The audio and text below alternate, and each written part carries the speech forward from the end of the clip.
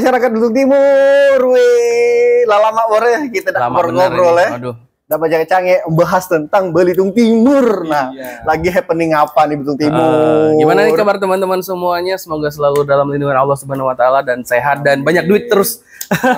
Bagian itu paling utama itu. Amin paling kuat itu. Amin paling kuat itu. Bor, apa kabar kau, Bor? Alhamdulillah hari ini masih diberikan sakit dari Allah Subhanahu wa taala, pilek. Hari pertama nih, teman-teman. Itu nikmat itu, Bor, sebenarnya. Iya. Bang, Abang sendiri gimana, Bang? Baru sembuh. Baru sembuh. Langsung pilek ya. 2 hari kita pilek.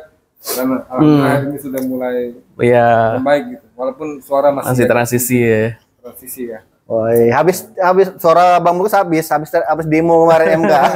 Sibuk menyuarakan aspirasi. Iya. Keluar warkop. Kabar gimana, Bor? Alhamdulillah sehat. Sehat. Ketemu gitu ya. Iya. Selamat kumpul nih, selamat beriwang. Betul. Bang, lagi happening apa nih sekarang Belitung Timur, Bang? Ini sekarang Belitung Timur lagi menghadapi pemilihan kepala daerah. Ya. Oke. 2024 ya. Setelah kemarin itu kita di 2020 melakukan pemilihan kepala daerah. Sekarang kita di 2024 kembali melakukan pemilihan kepala daerah. Betul. Bupati dan wakil bupati. Bupati dan wakil bupati. Oke. Itu kita membersamai dengan 508 kabupaten kota se-Indonesia. Serentak.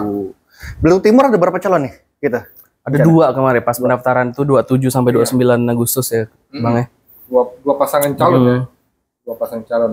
Walaupun sebenarnya jauh sebelum pencalonan itu ada banyak nama. Memang partai-partai politik juga membuka kesempatan pendaftaran di partainya masing-masing. Jadi putra-putri terbaik dari Belitung Timur itu dipersilakan mendaftar di partai-partai politik itu. Siapa aja sih, Bang, 2 calonnya, Bang? 2 calon itu yang pertama Pak Burhanuddin dengan Bang Ali Reza Mahendra. Baik. Itu mendaftar di hari pertama ya, Bang, ya, bahkan ya? Di tanggal 27 Agustus kemarin mereka daftar. Kemudian di hari kedua ada pasangan calon Pak Kamarudin Muten dan Pak Heru Anwar. Oke. Coba kita balik ya. Pak Kamarudin Muten benar. Ini Pak Burhanuddin ini sama Ali Reza Mahendra. Itu Burhanuddin ini pasti petahana yang sekarang kan? Petahana. Pak Burhanuddin calon petahana. Kalau orang kenalnya kan Pak An ya. Pak An. Burhanuddin Pak An. Sebelah Pak Muten tadi itu di Pak Heru Anwar. Petahana. Jadi mereka ini cerai politik jadi teman-teman. Mungkin udah berbeda kepentingan kali ya. Jadi mereka memutuskan untuk berpisah. Oke. Visi misi sudah mungkin sudah berbeda. Ya, mungkin 3 tahun setengah kebersamaan mereka ini cukup berakhir di sini. Dulu. Mereka coba dengan peruntungan dengan pasangan yang masing-masing yang baru gitu. Untuk pilkada 2020. Betul. Bang, kita bahas pasangan pertama dulu nih, Bang. Pasangan Pak Burhanuddin Pak An sama Mas Ali Reza Mahendra nih. Seperti apa sih konstelasi politik setelah mereka mencalonkan diri ini? Yang pastinya kalau Pak Burhanuddin sebagai petahana tentu punya keinginan untuk bisa melanjutkan kepemimpinan ya. Bahasanya itu kalau tidak salah kemarin berkelanjutan. Berkelanjutan itu. Nah, beliau untuk pilkada ini menggandeng Bang Ali Reza Mahendra. Bang Ali Reza Mahendra ini kebetulan itu adalah anaknya Profesor Yusri Iza. Anak bungsu ya kalau nggak salah, Bang ya? Iya, anak bungsu, betul sekali. Adanya Yuri. Kan adanya Mas Yuri. Dulu kan ini kan gotong-gotongan kan? Rival. Sekarang tahun 2020 kan? Makanya tadi yang menarik itu kan itu tadi ya. Bahwa tidak ada apa tadi itu? Tidak ada kawan yang abadi. Tapi tidak ada kawan yang abadi, tapi yang ada adalah kepentingan yang abadi. Iya. Betul. Gitu. Jadi seperti itu ya kawan-kawan. Jadi di 2020 itu Burhanuddin dengan Pak Heru Anwar berpasangan. Kemudian di sisi yang satunya ada Yuri Kemal sama Nurdiansyah ya. Panca ya. Pada saat itu mereka bertolak belakang. Kita tidak tahu apa yang menyatukan mereka, tapi seperti yang disampaikan oleh Brian tadi, sepertinya memang itu adalah kepentingan politik ya, yang jelas. Ya. Berarti bagus dong, nyatu berarti sekarang kan? Iya. Ya, selama memang konsepnya dalam untuk membangun Belitung Timur silakan. Ada berapa partai nih, Bang, yang mengusulkan pasangan ini? Yang mengusung kalau tidak salah ada 6 partai. 6 partai ya? Ada 6 partai. Jadi yang paling utama itu Golkar, Golkar. yang menjadi kendaraannya Pak Burhanuddin. Pak Burhanuddin. Kemudian PBB yang kendaraannya Mas Ali Reza Mahendra ini. Kemudian juga ikut bergabung di situ ada Partai PAN. Kemudian juga ada Gerindra, Demokrat, sama dan juga apa satu ya? PKS. Ya, PKS. Ya, berarti ada 6 partai politik. Kurang lebih kalau tidak salah itu 13 kursi di parlemen, itu sekitar 52% ya Bang ya. Lumayan setengahnya berarti ya. Cukup besar itu untuk di parlemen karena 52% ya porsinya di parlemen. Dukungan parlemen. Kalau misalnya mesin partai bergerak semua pasti 52% tidak bakal kurang harusnya Di ya. atas kertas seperti itu. Harusnya. faktanya nanti di pemilu. Betul. Terus yang menarik dari pasangan ini apa, Bang? Yang menarik, ini adalah pasangan antara yang muda dengan yang tua. Kenapa menarik? Yang tua dengan yang muda. Benar. Ya karena mungkin sosoknya Pak Burhanuddin ini kan sosok orang yang memang melintang di dunia birokrat, kemudian juga pengalaman dunia politiknya sudah tinggi, yang kemudian bersanding dengan Bang Ali Reza yang mohon maaf ya, mungkin secara politiknya masih baru gitu. Walaupun beliau memang memegang gelarnya sampai S2 itu memang di kebijakan. Dan posisi di PBB juga cukup tinggi sih kali ini. Ya. Secara akademik beliau memang wawasannya luas ya. Wawasannya itu luas. Tapi dunia politik kadang-kadang kan memang banyak dinamika yang harus dipelajari. Nah, kemampuan kepiawaian dari seorang Pak Burhanuddin mungkin sangat diperlukan ini menggandeng Bang Ali Reza gitu untuk maju di ada di 2024 ini. Oke. Siap. Kalau pasangan yang selanjutnya? Nah, kalau pasangannya Pak Kamarudin Nutun dengan Pak Hairil Anwar ini hampir sama, mereka didukung oleh 6 partai politik juga nih. Betul. 6 partai politik. Yang paling utama itu mereka ada PDI Perjuangan, kemudian ada Hanura, Nasdem, ada P3, PKB, Nasdem dan juga Perindo 6 Jadi partai. secara berurutan maksudnya memang partai-partai inilah yang berurutan memberikan rekomendasi kali ya. Oke. Nah, itu kurang lebih ada 12 kursi berarti cuma beda 1 kursi aja kawan-kawan. Ini sih sengit banget. Sengit banget. Ya, kalau tadi 52% berarti sisanya ada 48%. Ya, dan itu bedanya cukup tipis ya. Tipis banget. Sangat tipis. Sangat tipis. Dan perlu diingat bahwa nih untuk kawan-kawan kita ya, dan pemirsa kita di nonton podcast kita ini, bahwa dengan 2 pasangan calon ini maka polarisasinya di masyarakat kuat, cukup kuat. Kalau tidak pilih ini kan, itu juga sebaliknya nih. Itu yang memang mana yang jelasnya kalau tadi misalnya Pak Burhanuddin itu latar belakangnya birokrasi, kalau Pak Kamarudin ini latar belakangnya memang pengusaha. Businessman. Ya, businessman. Kurang lebih seperti itu. Dia cukup piawai kalau di dunia bisnis manajemennya sudah diakui, karena membesarkan sebuah perusahaan yang kecil dari masih berstatus CP sampai ke menjadi PT yang besar itu memang luar biasa. Tapi manajemennya bagus ya, manajerialnya bagus. Baik. Ya. Menariknya pasangan ini apa, Bang? Buat Belitung Timur, Bang? Menariknya pasangan ini sebenarnya mungkin lebih ke inilah bentuk bahwa Belitung Timur itu tingkat kemajemukannya cukup tinggi. Betul. Ya. Toleransinya sangat tinggi. Toleransinya cukup tinggi. Seorang Pak Kamarudin Nutun yang etnisnya Tionghoa gitu bisa maju mencalonkan diri, dan gandengannya ini Pak Hairil Anwar juga mau gitu berpasangan dengan beliau. Artinya kita tidak ada masalah dengan hal-hal yang toleransi seperti itu. Semua bisa menyatu gitu. Betul.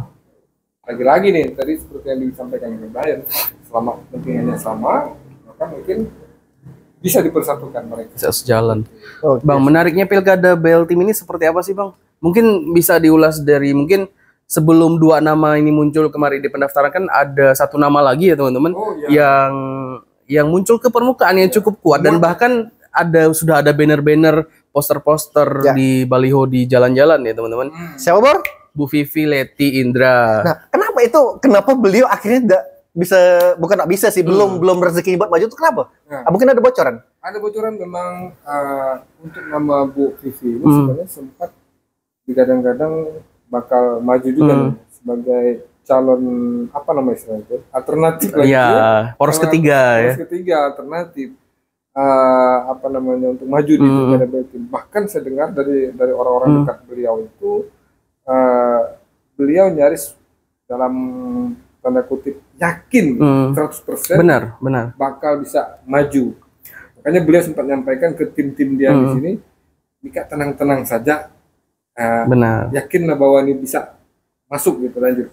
Dan dari sumber yang kami dapat dari salah satu partai politik, memang nama beliau ini sudah masuk ke beberapa DPP partai politik, dan nama itu sudah muncul. Cuman mungkin kurang tanda tangan saja dari parpol gitu ya.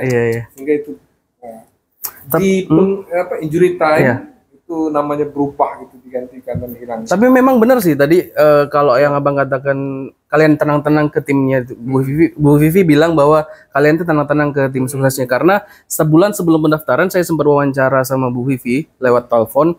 Dia bilang bahwa saya bakal mencalonkan diri karena saya sudah secure untuk mendapatkan dukungan 5 kursi nih. Waktu itu 1 bulan sebelum pendaftaran, sekitar 1 bulan sebelum pendaftaran, dia bilang saya secure. Jadi dengan confidence dia yang seperti itu gitu, saya secure untuk mencalonkan diri jadi bupati. Cuman kan politik berbeda ya, politik berdinamika sangat tinggi, apalagi mereka punya perwakilan di tingkat DPP-nya ya kan, gitu. Terus satu lagi, bahkan tadi udah udah hampir tanda tangan ya di atas meja. Bahkan kemarin saya sempat dengar dari orang dekatnya juga bahwa Ibu Vivi ini sudah memindahkan keanggotaan partainya ke Belitung Timur sebagai bentuk keseriusan dia mencalonkan diri.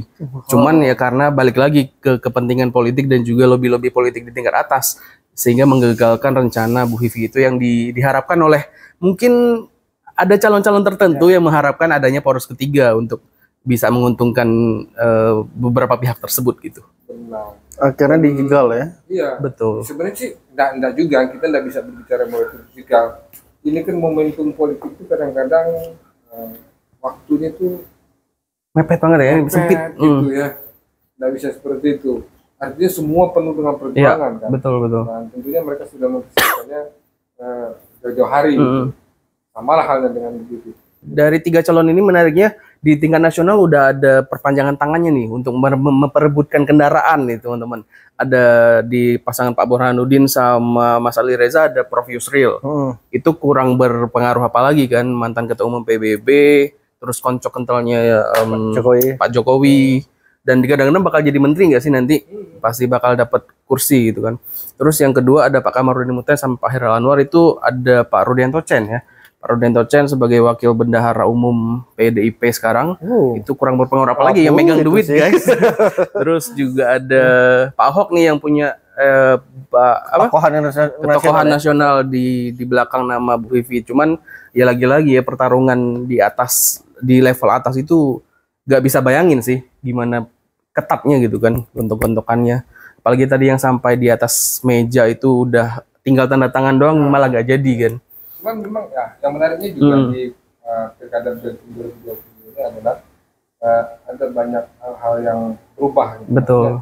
Seperti contohnya Partai Demokrat itu kan ketuanya sekarang Pak Hairil Effendi ya. Hairil Effendi itu adalah abang kandungnya Pak Burhanuddin.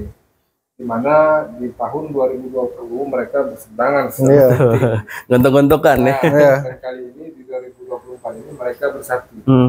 Ini menandai kembalinya mereka sebagai satu keluarga gitu untuk maju di pilkada 2024 ini. Ini masuk dinasti politik juga nggak bang?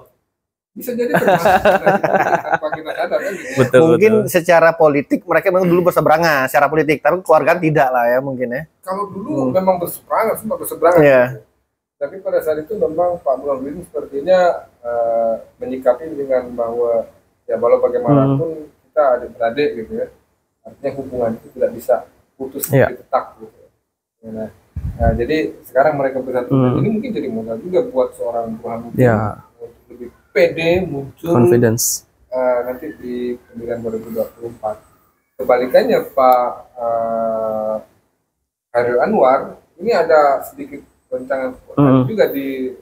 Menarik juga nih cerita ini. Karena istri beliau adalah kadernya Partai Golkar yang kemudian terpilih pada pemilu legislatif kemarin, harus berseberangan dengan suaminya. Gitu. Ini juga jadi konflik kepentingan kan, dalam keluarga beliau. Ya masing-masing punya plus minus lah. Politik mengancam keluargaku ini. Kemarin sempat saya lihat posternya di media sosial gitu, ada poster pasangan Bebuat Pak Burhanuddin sama Mas Ali Reza, di bawahnya ada gambar Bu Maisinun. Jadi mereka udah benar-benar urusan pribadi sama profesional perpolitikan gitu, mungkin udah memisahkan kali ya. Jadi bisa lebih enak gitu. Tidak perlu ditanyakan lagi berarti loyalitas Ibu Maisinun bergolkar berarti. Beliau tetap loyalitas walaupun suaminya sih seberang.